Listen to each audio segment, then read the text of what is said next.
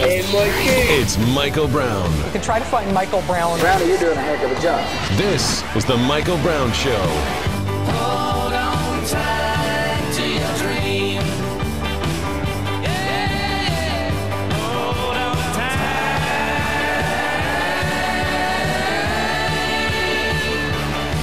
to your dream. Hey, happy Friday, everybody. Welcome to the Michael Brown Show. If you're watching us on Facebook or YouTube, you'll see that Christian Toto's in the studio, and there's a reason for that. It's because this is Christian's last segment ever with the program, and we just wanted to give him a nice going-away gift by letting him show up in the cool hour. Promised I wouldn't cry. We have a baseball game tonight, so we've moved everything up an hour, and so you get to come in 4 o'clock hour when I'm normally just making fart jokes and trying to do funny stuff. Oh, can I join? Because it's Friday. Wait, you mean I'm not fired from the show? No, we tried. Oh. We talked to HR, but they wouldn't let us do it. I'll double down. And quite frankly, it was the other way around. They were like, "Oh, we were going to talk to you, Mr. Brown." Projection. You're a good liberal. Let me tell you. I am a totally good liberal. I don't take responsibility for anything. Mm-hmm. It's everybody else's fault, and I understand my masculine toxicity, and I'm in therapy for it. Good. Yeah. It's about and time. I also like my styrofoam cup from Sonic Diet Coke. Show the label. Show the label. Come on. Oh, yeah. It just irritates people. Well, Sonic's a publicly traded company, which I think I actually own Sonic stock. It's shocking. I'd like to buy things that I participate in. Uh-huh. If I think it's a good buy. Sonic is up, I think, last I checked, about 23, 24% this year. Ooh, Yeah. look at you. Yeah. You're going to have your own stock show. Beats that little savings account. That's earning me like 0.0005%. Better than MoviePass. Oh, better than MoviePass, exactly. I never understood how that business model was going to work anyway. No one understood it. I don't think the company itself understood it. So we'll see. I don't know if it can survive. But you know why it took off is because there were a bunch of venture capitalists and angel investors and a bunch of people with too much money in their hands that would throw money at anything. Can't they throw it at me? That's what I keep asking. Throw me a bone here. Throw me a bone. Oh, well. I cheated on you this week. I know. I heard when you. Oh, did you? That was the most embarrassing part. It's like when you walk in on Exactly. your spouse right in a delicate situation. Right. You just kind of walked into the radio and there I was doing a Hollywood and Toto segment. Felt so cheap. Did it? Well, I thought the counseling helped though.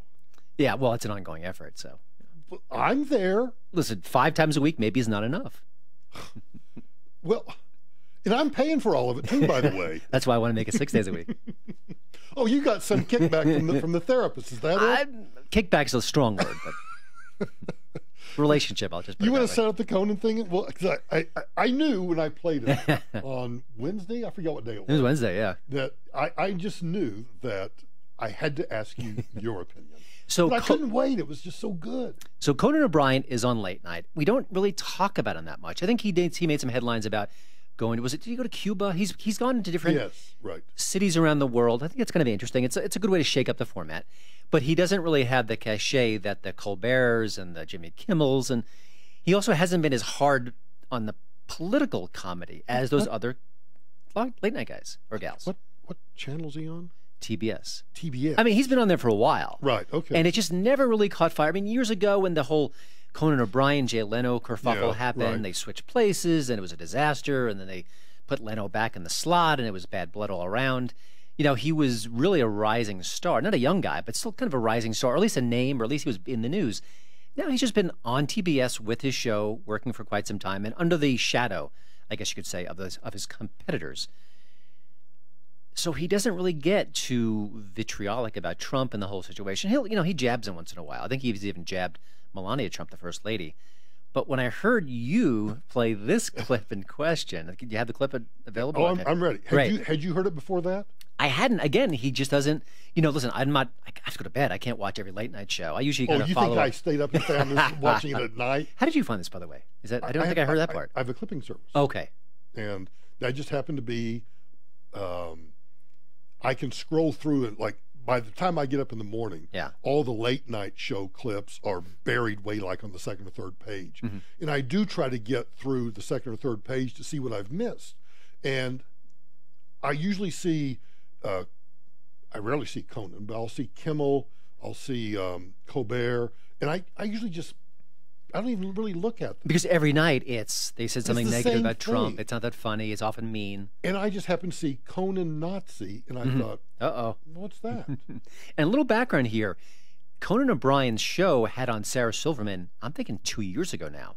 This was during the 2016 campaign. Yep. And she dressed up as I think she was either Hitler or Nazi, or I think she was Hitler. And sort of mocking Trump and making the Trump/Hitler connection. So the show does have a little bit of history, and they were, having a little fun with, because nothing more fun than Holocaust jokes, and so it's not like When can you start making fun of Holocaust? I mean, when can you start making jokes? well, about and the producers the can others? approve that Yeah, I guess that was so, possible, right, but yeah. So but generally speaking, Conan O'Brien is not as vitriolic as his peers. He's more yuck. He's kind of goofy. He's self-deprecating. But this joke really jumped out at me, and I understand why you cheated on me to show it. Let's play it first. Hey Angie, I need a computer. I need a. Beep, Can, boop, can, boop, can we boop, boop. can we turn on the? I don't know. Try it again. Okay. A Nazi prison guard has been sent back to Germany after years of living in the United States. Yeah, after a long manhunt, authorities found him hiding in a Trump rally. I said what I was going to say. I just wanted to hear what Mr. Toto had to say. Couple things. One, there is some laughter that follows, and then it gets the clapter. The Yeah, laughter, right, sort of yeah, like, yeah. we acknowledge, we agree with this message. We're going to clap. But we're not going to. No, I expected that from a Colbert audience. I didn't know that the Conan crowd was sort of this on the whole Hitler march. But remember, and I'm not trying to one up you here, but I've been to one of these late night shows, and they have audience managers. Yeah. And the audience managers and the signs tell you as a SEAL, here's where you clap and cheer. And the audience managers actually walk out in front, outside the view of the camera, and get the audience to clap. What's interesting about that is that I think it's also a polite reaction. Almost like if someone tells you a joke and it's not that funny, unless you have a very good relationship, you kind of give the courtesy chuck, like Right. Yeah. you give it a fake. Right. So it's also possible when you're at a late night Sure. show, the comedian's telling his jokes, you can recognize the punchline. You kind of give it the old hats, and then maybe you clap because you like Conan and you want to give him a little support. Beyond that, I don't quite. Here's my reaction. I put this on my website this week. I almost wonder if he's saying, "Hey, I want all the cool media clips. I want all the press to be sort of surrounding me and showing love at me because I'm bashing Trump. Look and what I True. can do too. I'm on the resistance too." That was my only. I don't even know what else to say about this. It made me sad. If the parties were reversed in any capacity, he'd be thrown off the air. If he Right. sort of said a bunch of moderates or Right. liberals were fascists, even if it was like Antifa. It's just a sign of the times. And we've seen Jimmy Fallon do it on occasion, not whole hog, but he will go really nasty at Trump just to kind of show he's still on the team. I guess that's what this is. And I think today the joke writers, it's a Nazi reference. It's got to be tied to Trump. Without any historical or political understanding, to your point, that Antifa, Antifa, the anti-fascists, are actually the fascists, and those who are trying to shut down and limit speech is the left, which is fascism, Yeah. Marxism. No one. There's no self-awareness or historical acknowledgement whatsoever. Self-awareness died by natural causes 2 years ago. It's gone. Okay. I mean, see it in the media, see it in the comedians. I guess I should go put flowers in the grave. Yes, we should all just move on. Yeah, we should all pay our Just move due on. respects. All right. You're listening to The Michael Brown Show.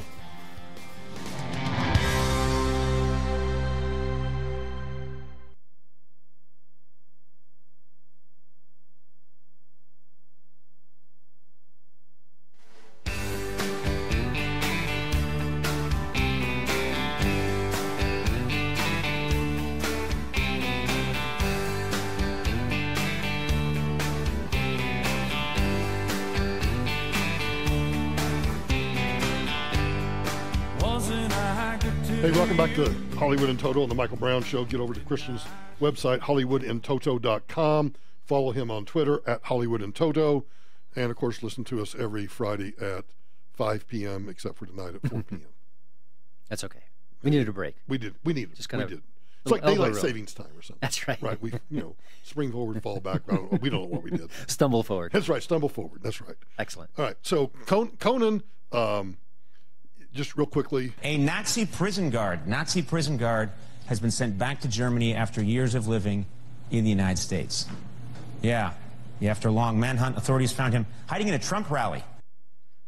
All right. Segue, Mr. Hollywood and Toto. Yeah. Bill Maher, I guess it was a week ago. Yep. Literally.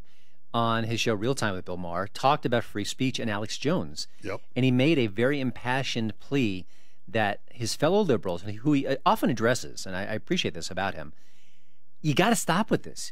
Kicking the Alex Joneses of the world off their platforms is not liberal. It's not open-minded. It's not free speech. It's not what we are about as both Americans and as liberals. We want to have all the ideas out there. And that way we can say, okay, that's a lousy idea. That's a great idea. We can learn from this. We can completely ignore that. That's the way the system should work. That's the way liberalism should work. And why aren't my fellow liberals on board with this? I thought it was really well said, well thought out. And I don't agree with any of his politics, but Bill Maher has been fairly consistent on the free speech front, and good for him. And not only good for him, but I'm going to play it for you because you've done your homework today. What fascinated me was this. His panel members jump in before he's finished his point. And he kind of gives them this look like, maybe you ought to shut up and listen to what I have to say. I want to talk about free speech for a minute because Alex Jones, who is not my friend and who tells crazy lies about me, is thrown off Twitter, I think, and Facebook and a few other platforms. I think he's going to... Thank God! See? They didn't need the cue for that. They didn't need the cue for that. Oh, heck no. There's no sign of flashing. And I don't know who the woman was that was sitting next to him, some blonde-headed woman that shouts, "Thank God!"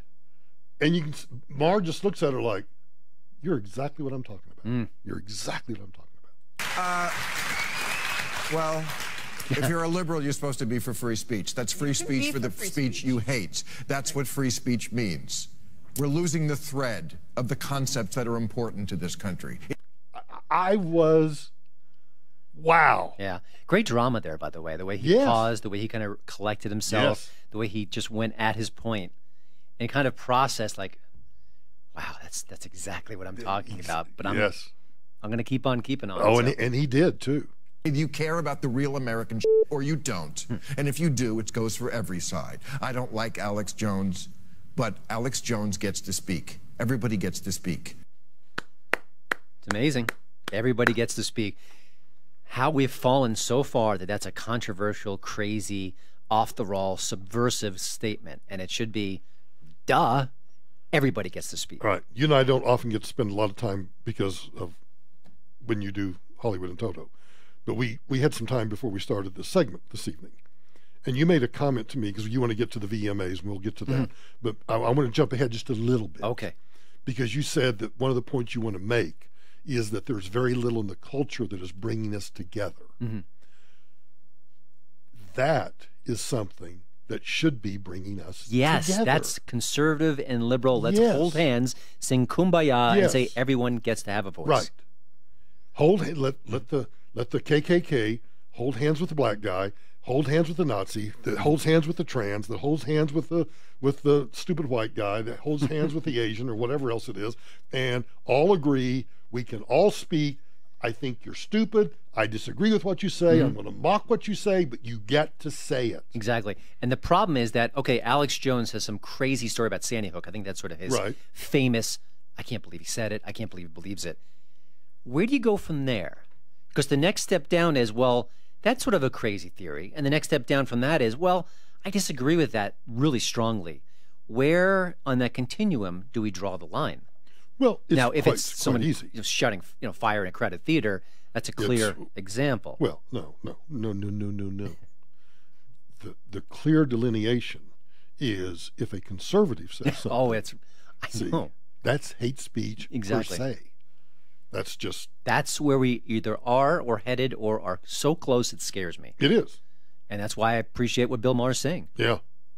So why does the Bill Maher not get more attention for having said that? He got some attention. Did but he? It's a one-day story. I think some people, I saw it around social media. I think, listen, I lean more towards the right, and I also lean more towards following people on the right.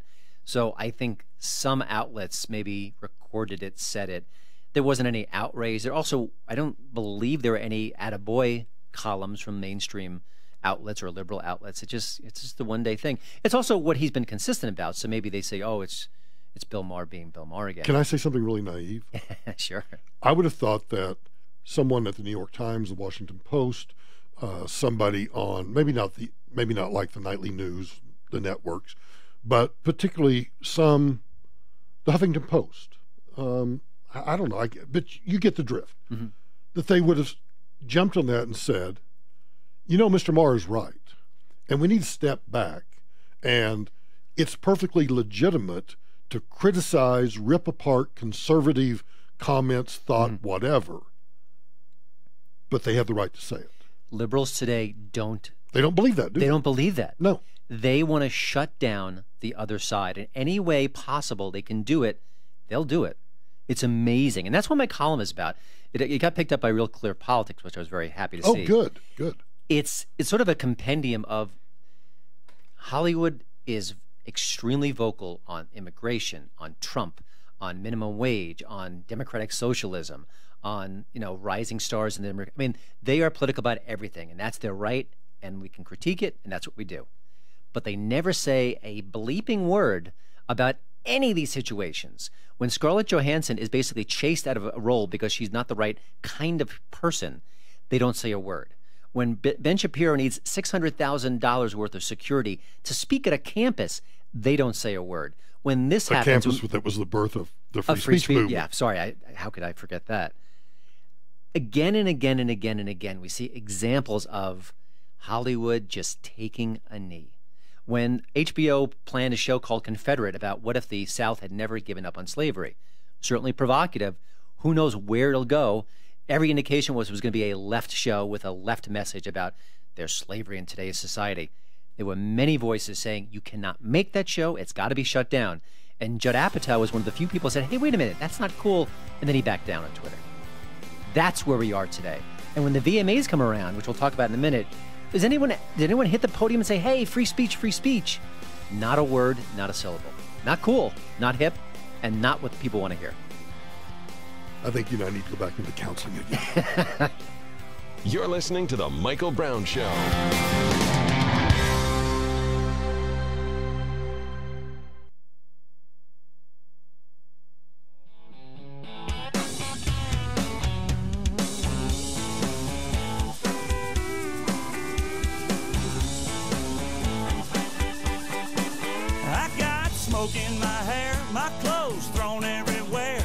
Okay, so Mr. Hollywood and Toto, Mr. Knowing All About Hollywood and pop culture. Tell me about the VMAs, because yours truly watched it from beginning to end. Did you really? Are you kidding me? I didn't either. Are you kidding me? It was I technically couldn't my even job. tell you what day it was on. I never really liked them. I never cared about the VMA Awards. I never cared. Oh, so-and-so It's won the Video so-and-so. Music Yeah, it's Awards, Video right? Music. Yeah. It's MTV. It's their signature. They've got a movie/TV/pop culture awards, which I could care even less about. So I don't care. The Grammys, I think, are interesting because it's got more gravitas. It's got a history. And often they do these really great pairings of these really unique, sort of oddball connections. They'll have a country singer with a rap star. They make the presentation rather interesting, I think. So I appreciate that. To me, the VMAs are shock, shock, shock, shock, shock. It's Miley Cyrus doing her twerk. It's Madonna kissing Britney Spears. Oh, yeah. It's just this calculated, how cool, how hip we are. We're going to dress in the most outlandish costume. Was the Lady Gaga meet dress at the VMAs? I'm not sure. See, I don't know, but it's interesting Yeah. you mentioned those kind of iconic pop culture moments, and Yeah. I remember them when you tell them to me, but if you had said, where did that occur, I'd have been like, I don't know. Yeah, and also I think we're getting so, Madonna came of age in the 80s, and she was shocking and she was controversial, but she had talent. She could sing, she could dance, and I think she was very savvy about when to push, when to pull back. I mean, she wrote children's books for a while. And when to wear the flour sifters for her boobies. Exactly. Right, yeah. That's not an easy or skill. the oil can things. That's right. But I think that today, we're all shocked out. I mean, what can you do now? What could be? I mean, to me, the most shocking thing would be, I love Trump, and then you'd get chased out of the industry.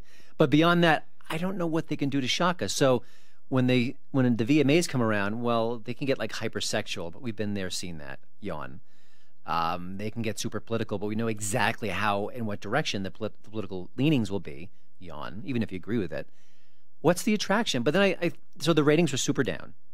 Lowest ever. Last year was lowest ever. Now it's a new lowest ever. The one factor I want to mention is 10% down in the key demographic, 18 to 49. So that should be like the MTV sweet spot, at least the lower half of that. Right. So no one cares. And part of me thought, well, it's politics. It's everything I just said. But also, I think as a culture, there were less and less things that are bringing us together. Like we don't have a common. Everybody watches Seinfeld this week.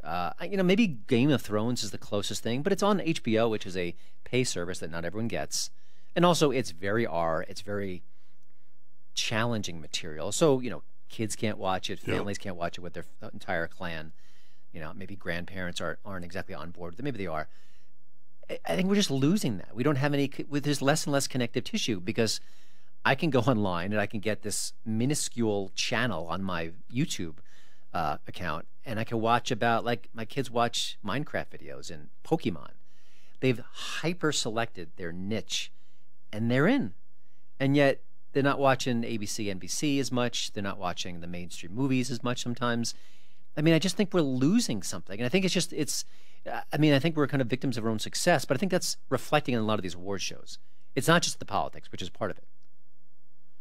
I think you're right. I'm sitting here trying to think in terms of pop culture.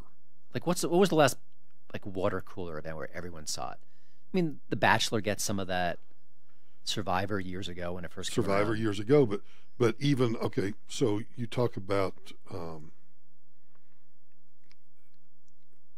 Sopranos finale, but that's probably like 10 years old. That's 10 years old. Yeah. And then I think, okay, Big Bang, but I don't know that Big Bang is, I mean, it's kind of a niche thing too. It's mainstream, but I don't think the end of the show is going to draw sort of a universal, we must watch it together. And I think too, baby boomers, I'm at the tail end of the baby boomers. Mm-hmm. So I think that generation has moved on, and it's a huge market. Yeah. I still don't understand why TV and radio don't understand that that's where the money is. Yeah. But they don't get it.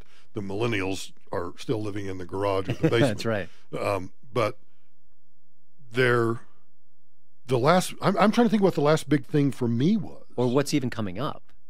Like you mentioned, they just announced Big Bang Theory is going to be gone, and I guess next year or something. And I don't watch it religiously. I only watch it because occasionally when I get home, Tamara's watching not the live version, but she's watching the previous night or previous week's show.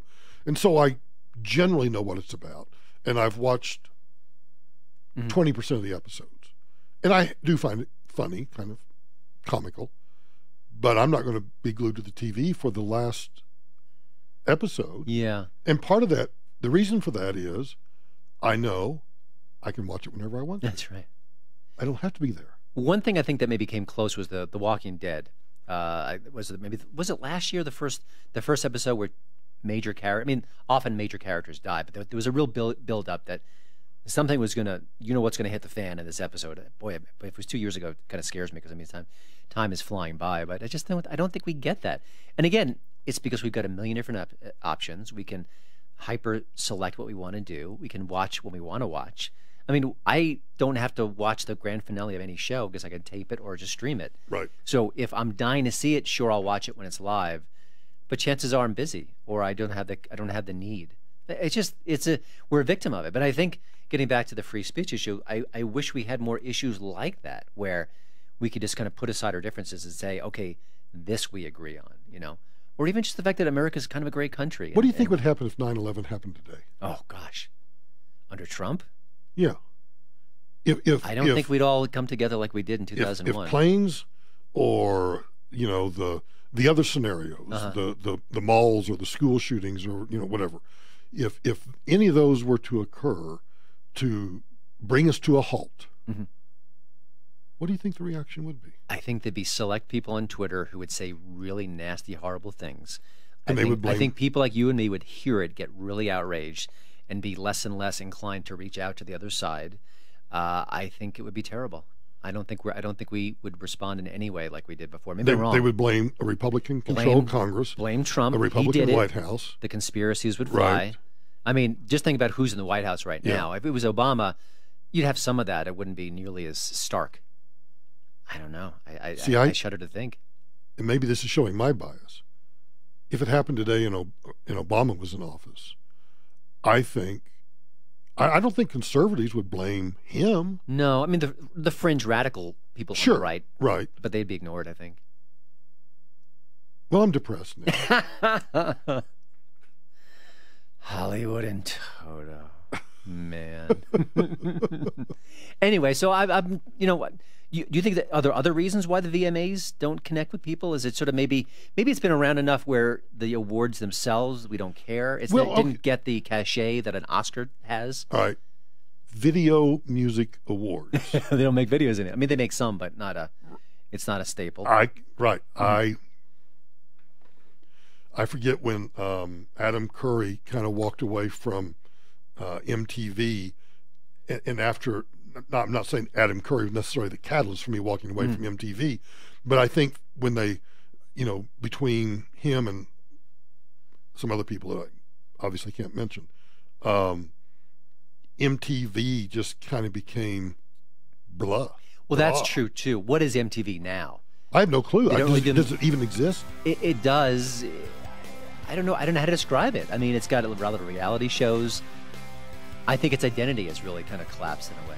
That's another point too. What is MTV? Right. Is it must-seeing? Do the kids want it? Right. So I don't know. If it's not, why would I watch an award show about something I don't care about? Yeah. Even if I'm of that generation. And even some of the bigger stars didn't show up that night too. Wow.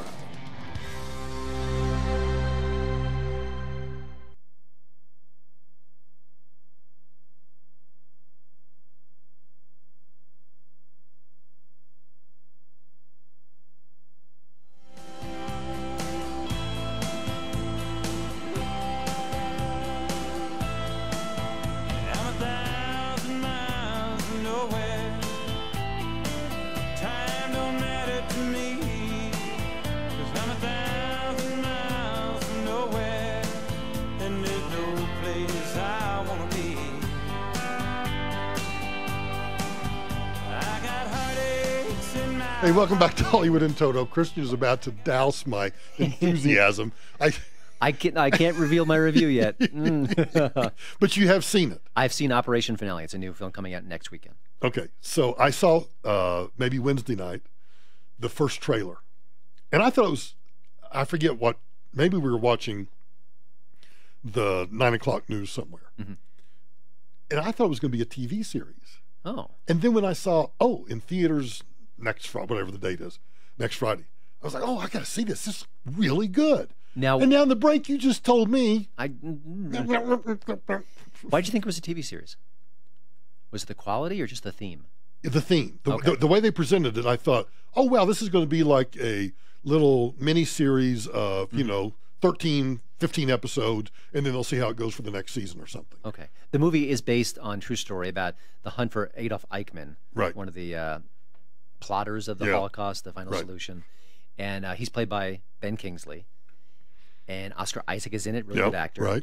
We've seen him in the last year. See, I'm all excited. Yeah, it's a great idea for a movie. And it's a bit of history that I think they've made into movies before. I think they've touched on it or directly involved with it. But it's always worth revisiting. And I think the psychological part of it, which I can kind of tease, is fascinating because they're trying to get him to sign a critical piece of paper, Eichmann, to start the process where they just didn't want to just kill him. Right. They needed to get him from A to B. Yeah.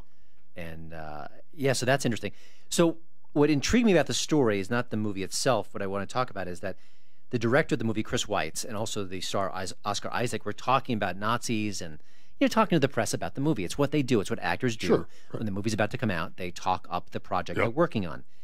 And I see this so often where they get hyper-political and they get divisive, and I'm thinking, what on earth are you doing? They're trying to compare Nazis to, guess what? Trump and the Charlottesville rally, and there's Nazis among us, and the KKK is back, and it's not over yet. We have to kind of stay vigilant because it could happen again. When we saw a couple weeks ago, the Unite the Right 2 was a complete flop. No one showed up. No one cared. And that if you look at the studies about how many members of the KKK, all these groups, it's very, very, very, very small. I saw a stat: white supremacists in this country make up 0.02% of the population. Not a threat. I mean, listen, not any even 1%. One person can be a threat. Right. And we saw that that poor woman died right. because of these absolute fools. But we're all called white supremacists. I mean, if you're a conservative and you're white, you're a white supremacist. So if I'm doing a movie about this theme, and listen, this is what they're thinking. This is what they're marinating on. The fact that Trump and white nationalism go hand in hand and his supporters. But if I'm doing a movie, if I'm talking about the movie, that's just going to push people away. Yes. And this is a movie that desperately needs good PR, good reviews, and good word of mouth because it's a small film. It's historical. It's, up against Crazy Rich Asians, which is popular and fun and cool and a very good movie, by the way. And this is what they do. The actors can't help themselves. I've seen this again and again and again. And it's not just about Trump. Christian Bale was doing, oh gosh, the movie's going to escape me. It was a biblical themed movie from a couple of years ago, Ridley Scott directed. He called Moses a schizophrenic. I mean, you want to get a faith-based audience into those seats. It's what you're doing. And you're spouting off on your theories about Moses. Like, you're just going to anger potential moviegoers. What are they thinking? And just to give an example of how you can do it better. He has a PhD in theology, so he's more than qualified That's to right. speak to Moses' schizophrenia. But he's out marketing his movie. He's selling the soap. Come on, guys. So Adam Driver, who's in Black Klansman, which is a good movie, which is out now, Spike Lee, he talked about how when he was growing up as a kid, there was a KKK chapter or he saw them march or something. Right. But he didn't go the extra step. And he's an interesting guy, Adam Driver, very good actor. And I've read a bunch of interviews with him. I think he served in the military as well. He knows not to kind of go that extra mile because it doesn't serve his movie well. Smart. I just thought that was interesting. Smart businessman. Yeah, I don't understand it. And these actors, I've met them on these junkets, and you look at their faces, and they put on the bravest of faces, and they're trying their hardest. But in the back of their mind, they're thinking, I'm going to be asked the same question a million times. I've got to do this for an entire week. I've got to go to 6 different cities. I've got to sit in 6 different roundtable discussions. I'd rather be anywhere else, but I'm doing it for one simple reason, to make my movie successful. Right. And what's the first thing I do? Boom. I want half the people in the audience to stay the far away as possible from my movie. I know, just mind-boggling. I don't get it. It's amazing. Mind-boggling. So, real quickly. Yeah. Last week I mentioned to you about Jerry Seinfeld's comedian in cars getting coffee. Yes. Oh, did you? David Letterman, Amy Schumer. Because I went home and asked Tamara, and those were the first 2 she mentioned. I watched a few more last weekend. Oh, no. And there were 2 that stood out as being exceptionally good. Oh, okay. Fred Armisen, because he actually went to Portland, Portlandia, and they actually mocked the whole hipster thing, which was hilarious. But then the Coffee with Jay Leno was all about stand-up. There were some historical references, talk about their first appearances on The Tonight Show with Johnny Carson, what Johnny Carson would do to encourage them. It was a fascinating conversation. Okay, so you're back on board. Well, I never went off board. I was just offended. Tamara jumped off the board because Tamara's like, okay, snobs. I'm not going to, Seinfeld, I thought you were funny. Now you're just a snob because you got too much money. I still think there's some redeeming qualities. Okay. But I would encourage you just to go find the Letterman and the Schumer ones. And those are the ones that really kind of knocked you back on your heels. Yes, we both agreed those were the 2 that just stood out as being exceptionally snooty. There may be others, but those are the 2 we first thought of. That's a shame. But there's still gold in there if you dig deep enough. If you dig deep enough, there's still some gold. All right, let's see. Coming up early next. The Michael Brown Show continues after this.